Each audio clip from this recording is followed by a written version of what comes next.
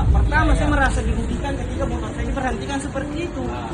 Tidak bisa seperti itu, mau bertanggung jawab tidak kira-kira. Ketika saya kecelakaan tiba-tiba di motor langsung loncat begitu.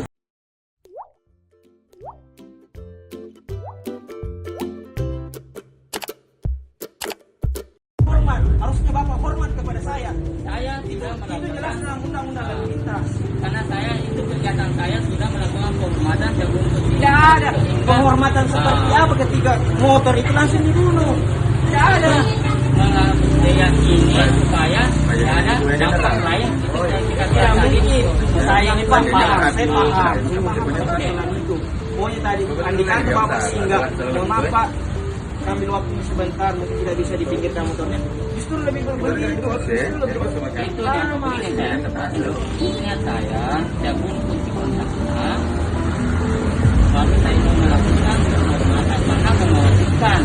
Pak, pertama saya merasa dirugikan ketika motor saya diberhentikan seperti itu. Tidak bisa seperti itu, mau bertanggung jawab tidak kira-kira. Ketika saya kecelakaan tiba-tiba di motor langsung loncat begitu. Karena saya tidak dulu. Tidak mungkin, Pak. Dalam kondisi seperti ini Pak, tiba-tiba Bapak yang naik motor, langsung saya cabut motor dan tiba-tiba begitu. Apa yang dirasakan? Kondisi saya apakah melanggar lalu lintas, apakah seperti maling?